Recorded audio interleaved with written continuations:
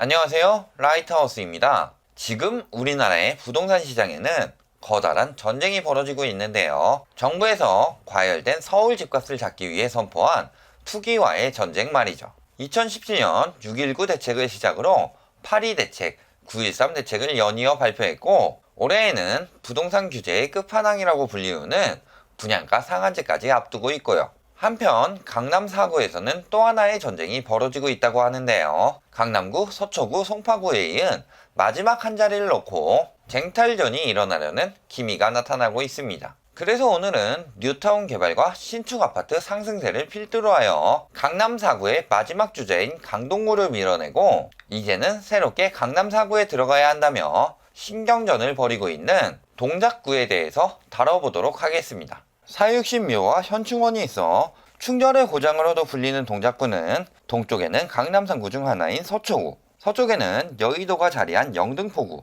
남부와 북부에는 각각 서울대가 있는 관악구와 서울의 중심 용산구가 위치하고 있는데요.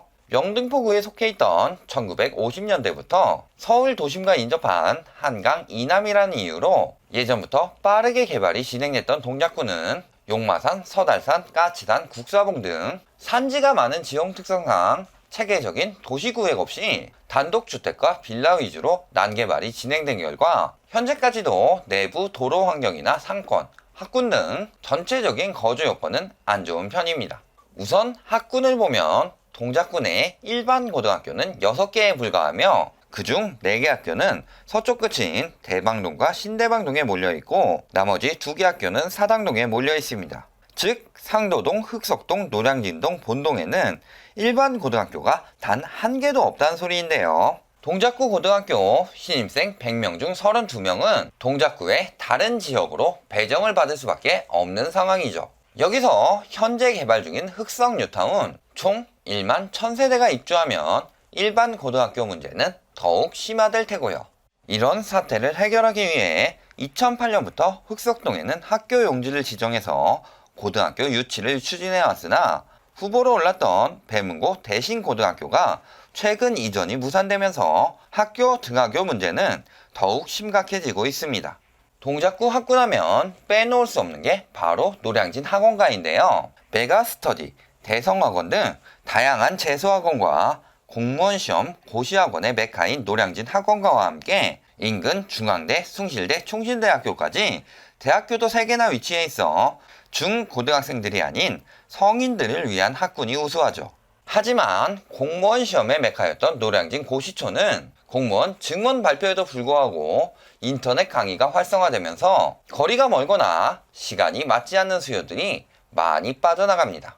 가뜩이나 노량진 컵밥집 등 불법 노점상의 성행으로 정당하게 세금과 임대료를 지불하는 상인들이 힘들어지고 있는 가운데 경제 불안까지 겹치면서 식당, 고시텔, 서점 등의 점포들이 권리금을 포기해 가면서까지 나갈 정도로 운영이 어려워지면서 상가 공실이 차츰 증가하고 있습니다. 게다가 동작구에만 총 40만 명의 인구가 살고 있음에도 대형마트와 영화관은 이 지역에 각각 한 곳씩밖에 없을 정도로 생활하기에 환경이 매우 불편합니다. 이런 상황이니 최근 분양했던 이수프로지오가 저층 위주로 분양했음에도 이수역 인근에 마트, 영화관을 이용할 수 있고 경문고와 서문여고 등 고등학교도 가까워 200대 1에 달하는 청약 경쟁률을 기록할 수 있었던 거죠.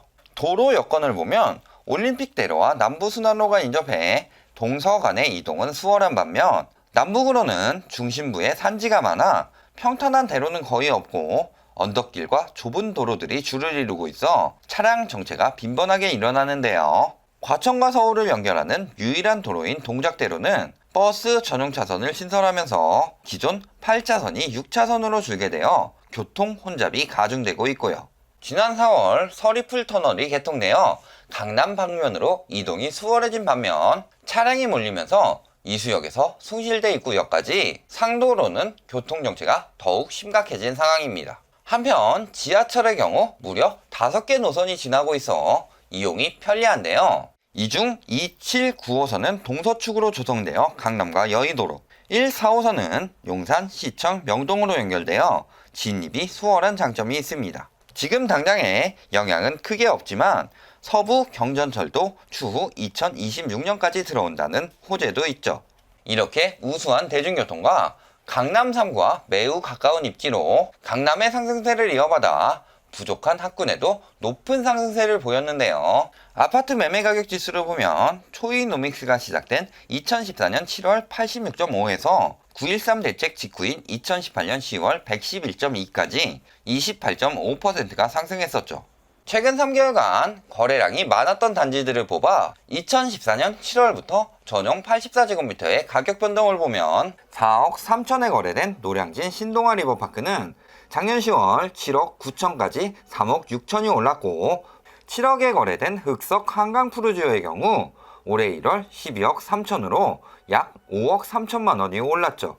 특히 5억 4천에 거래된 상도 더샵은 작년 11월 10억 8천까지 무려 2배 가까이 상승하는 모습을 보여주기도 합니다. 하지만 9.13 대책으로 인해 올해 6월까지 하락세를 보이는데요. 매매 가격 지수는 108.4까지 하락했고, 앞에서 말한 3개 단지 역시 각각 9천, 1억, 2천, 2억씩 하락하는 모습을 보여주죠. 그러나 끊임없이 나오는 집값 바닥론과 함께 각종 호도 기사가 지속적으로 나오며 가뜩이나 불안한 매수 심리를 계속 자극했고, 강남 3구 상승세 영상에서 말한 각종 편법들까지 성행하면서 거래량은 4월부터, 가격은 6월부터 조금씩 상승하는 모습을 보이기도 합니다.